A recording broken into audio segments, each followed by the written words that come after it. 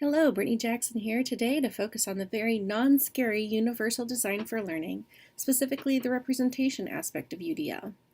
This presentation is from one of 3 UDL workshops offered to Hiram College faculty in the spring of 2018, where I presented on each of the 3 tenets of UDL: action and expression, representation, and engagement. And this particular presentation focuses specifically on representation. So what is UDL? According to the Center for Applied Special Technology, or CAS, UDL is a research-based set of principles to guide the design of learning environments that are accessible and effective for all. So UDL began in the 1990s and is based on the original model of universal design that focused specifically on physical accessibility, more specifically for those with mobility challenges. So UDL focuses more on the educational environment and how to make every learning opportunity in your classroom accessible to your students, regardless of the differences they may have from each other. So there are 3 tenets of UDL, as I mentioned. So you've got action and expression, representation, which we'll focus on in this presentation, and engagement. So the image here depicts a bunch of clothespins that are in a variety of colors and styles hanging on a line, and I think it's quite apropos of representing for representation, I'll say that 5 times fast, the variety and diversity of students you may encounter in your classroom. So the first tenet under representation is all about perception. So you want to be sure you offer your students a variety of ways to view the course materials. So if it's electronic materials, provide ways to change the size of the images, the graphs, or the text, or visual content. So for some people it might be too small, needs to be able to get bigger, so provide them that option. Make sure there's a contrast between the background and text or images. So don't go a light color on a light color because that can be very difficult to see for some folks. Are you using only a change of colors for emphasis? Some people are colorblind, so using colors may not help you in that case, but if you bold it or underline it or italicize it, that might help bring the emphasis forward. What's the rate of the speech in the video that you're watching? Is it too fast? Because I know I sometimes speak too quickly, and if it's going really quickly, some people may not be able to keep up with a high rate of speech. So think about the speed or the timing of the video. If you need to slow it down, do so. Think about the layout and other visual elements. What is it clearly delineated on the page? Are things overlapping? Is it hard to understand? Be careful there. What font are you using for printed materials? Most of the time I would recommend going Calibri because you're probably going to be able to access it. Most computers will have it, and it's probably one of the straightest, most clear font representations. And then can you provide multiple means of access to the same content within your class? So can you show a video that represents what you're trying to show, as well as provide a handout, as well as put something in a presentation, as well as lecture on it. So there are multiple ways that students can access this. Maybe if it's a chemistry concept, maybe they've got a way to use a model. So there's a physical representation as well. So when we think about perception, we need to think about the various alternatives for perception too. So in this case, we're looking specifically at those who may have auditory impairments. So the image here shows a man attempting to listen with his hand cupped to his ears and sound waves moving into his ear. If you've ever been at a restaurant or concert and attempted to talk with your friend next to you and you had difficulty understanding what was being said because it was too loud in there, you might sort of be able to understand the difficulty of not being able to hear. It can be frustrating. So imagine, though, that you can't hear what your professor is saying in a quiet classroom, or your professor showing a film in class but doesn't put on the subtitles so you can follow along. It may be even more difficult to understand the importance of that video and how it relates to your class then. You want to ensure that everybody can access all materials, be it videos, images, music, or other types of information that involve sound. This can be done by providing charts and diagrams or visual notations. Make sure you're showing the captions in the video using visual cues to represent emphasis, such as bold or underline. Use visual cues for sound effects. So in this image, we've got the various frequencies happening going towards his ear, so that's a representation of sound effects in a sense. Or you can provide, description for a musical interlude. You can say, in this song, it is Beethoven's Fifth Symphony, and you can describe it. So what are the ways that you would describe Beethoven's Fifth Symphony? Think about that when you're incorporating these into your classrooms. Then you've also got those who may have visual impairments. So you want to be sure to provide descriptions for all images, graphics, or videos so that a text-to-speech software can read them. So for those of you in the sciences, that 3D modeling aspect might be really useful for someone who has vision issues. So they can kind of feel the model and get an accurate image or idea of what's being discussed. Always be careful to include auditory cues if you're talking in your lecture. You'll notice that I've already mentioned what was going on in each of the images I've had on the screen in this presentation, so that anyone who has difficulty seeing can have an understanding of what was in the image and why it was important to be there. So another tenet of representation is the use of language and symbols. The image here shows a piece of dark rock with hieroglyphics and symbols drawn on it. And I don't know about you, but I have no idea what most of these images mean. Though maybe down in the bottom left corner, I maybe see a deer trying to eat some leaves, maybe. But as an instructor, you always want to identify and clarify your vocabulary and symbols. So provide an alternative text description to assist text-to-speech software, but also just explaining and showing your students that the equal sign, for example, the two hash marks on top of each other, is equivalent to the words equals or equal to.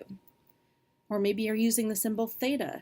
Be sure you explain what theta means and what that symbol's called, and that symbol there represents theta.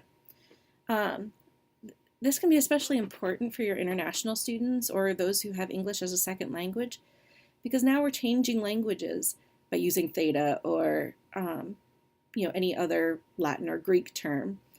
And depending on the culture, they may use the symbols to represent something different in their language. So by simply identifying the symbol and what it means textually and aloud in the classroom, this might allow students to learn the materials more easily. So continuing with languages and symbols, think about ways to make connections to previous concepts or real-world examples. That'll make it more concrete for the students, because abstract ideas can be harder to grasp. But if you tie it to something concrete, students might grasp it more easily. So as I mentioned before, be sure that whatever symbols you use, a text-to-speech software might be able to read. Putting the information in the alt text, so if it's an image, for example, will help, because then text-to-speech software can pick that up. Or you can record your voice and add captions for students to see it more easily. Multiple representations are also key. The more ways a student can access information about the material, the better. If you do have English as second language learners in your classroom, and even if you don't, people may find it difficult to understand certain concepts, so they might find it easier to do so in their primary language. And so allowing them to use either an electronic translation tool or reading the textbook in their original language might be beneficial to them.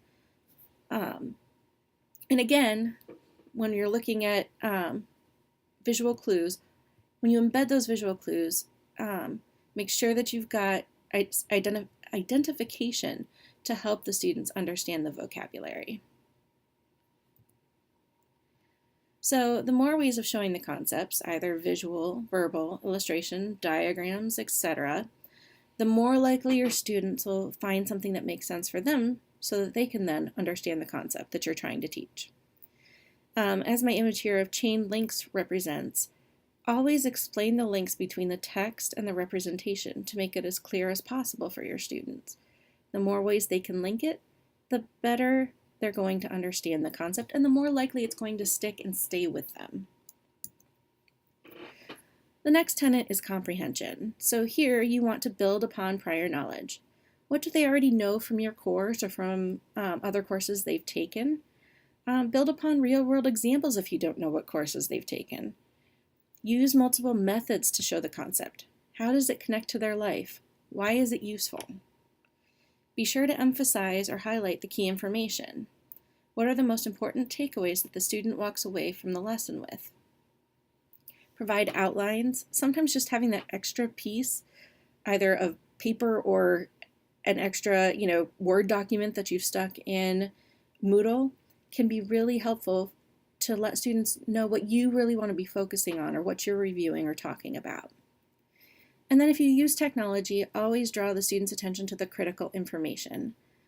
We get very used to putting a lot of information into our PowerPoints or our lectures because we want to engage the students or draw their attention into whatever we're talking about. And that's great because we do need to engage them. But if you've got everything there for them, it can be a bit overwhelming. So make sure you highlight what's important for the students to understand and use that guide so the students can then take part in their own learning. They can find the things that are going to help them learn the pieces that you think are most important. And so I love this image of someone placing blocks to look like steps going up because scaffolding or building upon knowledge is a lot of what learning is. Step by step, we get a little further up the steps.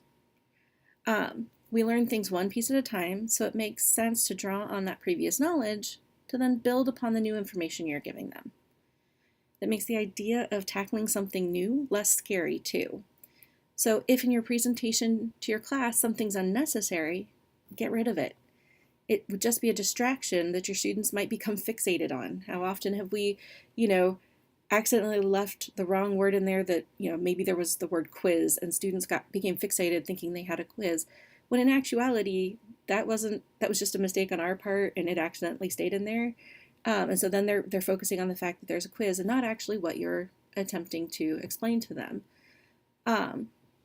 So just be careful and get rid of anything that's unnecessary in your presentations or in your assignments.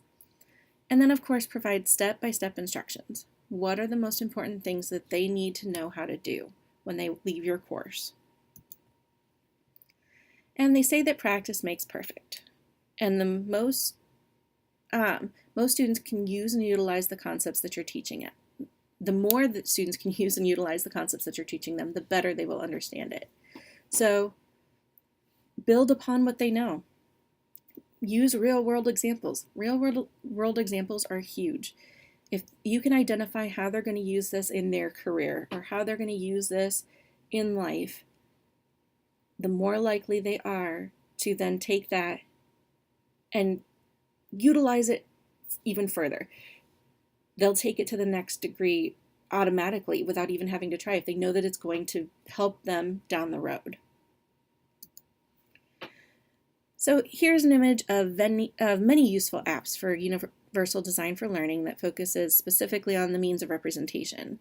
So this image, this document, will be in the Moodle site with clickable links to the apps, which everything will be available within the UDL module on the Feather Fellows Moodle site. So pay attention, watch for that. It should be up there soon. And if you have questions about UDL, you can always reach out to me at jacksonb1@hiram.edu or extension 5380.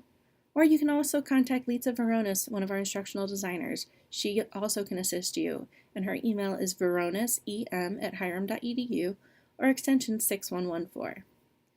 I hope this presentation's helped you, and please check out the other presentations about UDL to assist you in anything that you're considering. And remember, if you're confused or having trouble accessing it, your students will too.